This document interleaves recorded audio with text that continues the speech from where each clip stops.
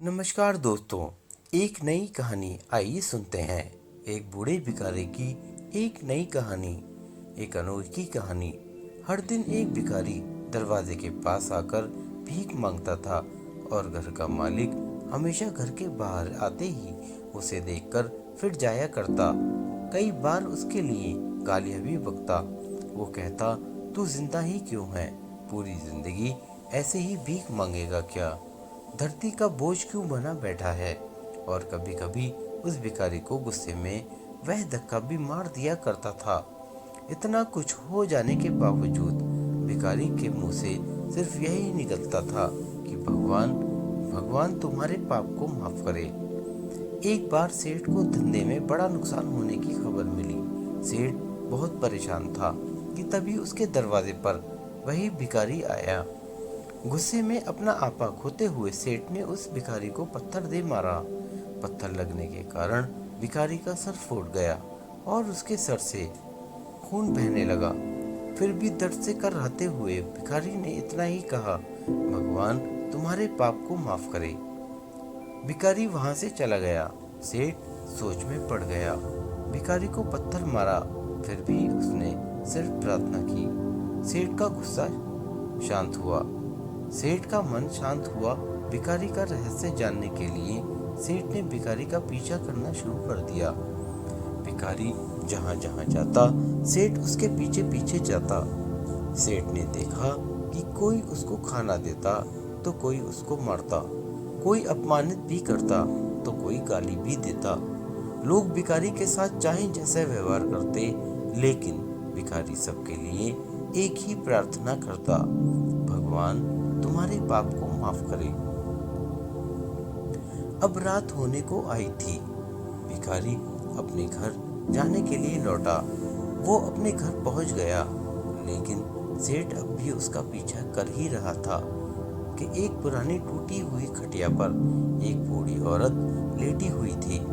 काफी कमजोर और बीमार लग रही थी। वह भिखारी की पत्नी थी।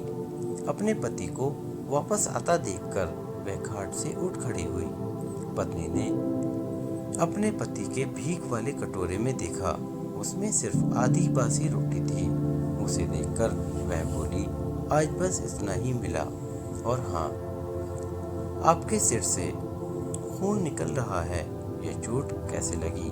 बूढ़ा भिखारी बोला, आज बस इतना ही मिला, किसी ने कुछ दिया ही नहीं। सबने गालियां दी और एक ने पत्थर भी फेंकना शुरू कर दिया था, इसलिए मेरा सर फट गया।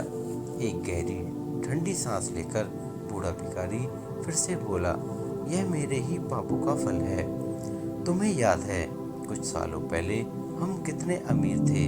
क्या कुछ नहीं था हमारे पास हर चीज जरूरत की थी, ज्यादा से ज्यादा थी, लेकिन हमने कभी दान नहीं किया। और उससे भी बुरा हमने उस अंधे भिखारी के साथ किया जो हमारे द्वार पर भीख मांगने आया करता था। बूढ़ी पत्नी की आंखों से आंसू आ गए। वह बोली, हाँ, हम उस बेचारे अंधे के साथ बहुत बुरा व्यवहार करते थे, उसका अपमान भी करते थे, उसे खाने के लिए रोटी की जगह कागज दिया करते थे, उसका मजाक उड़ाया करते थे और कभी कभी मारा भी करते थे। मैंने कभी उसको रास्ता नहीं दिखाया। एक बार मैंने उसके मुंह पर मिट्टी भी फेंकी थी और वह हमेशा दुखी होकर यही कहता कि भगवान तुम्हें तुम्हारे किए की सजा देगा, भगवान तुम्हारे पापों की सजा जरूर देगा। उसका श्राप सच हुआ और हम इस दुख भरी जिंदगी में आ गए। भिखारी बोला, हाँ, उसका श्राप सच हुआ, इसलिए मैं किसी को बद्दुआ नहीं देता, चाहे कोई मेरे साथ कैसा भी बर्ताव करे। मैं हमेशा उसके लिए प्रार्थना करता हूँ। मैं नहीं चाहता कि कोई भी हमारे जैसे जिंदगी का अनुभव करे, किसी को भी हमारे जैसे दुखों का सामना करना पड़े। वो नहीं जानते कि वह कितना बड़ा पाप कर रहे हैं, इसलिए अनजाने में हुए पाप की ऐसी सजा किसी को भी मिले नहीं, मैं नहीं चाहता। सेठ वहीं पर छुपकर सारी बातें सुन रहा था। अब उसे सब कुछ समझ में आ गया था। भिखारी और उसकी पत्नी ने वह आधी रोटी मिल बांट कर खाई और भगवान को धन्यवाद बोलकर सो गए। अगले दिन बड़ा भिखारी फिर से भीख मांगने गया।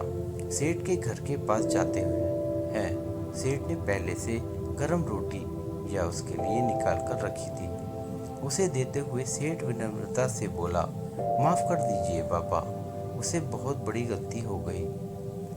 बूढ़ा भिखारी बोला, भगवान तेरा भला करे। इतना कहकर वह आगे निकल गया। इस कहानी से जो सीख लेने लायक है वह बड़ी ही सिंपल है कि आदमी चाहे किसी के बारे में बुरा कहे या भला, लेकिन भगवान सिर्फ कर्म के हिसाब से उसको फल देता है।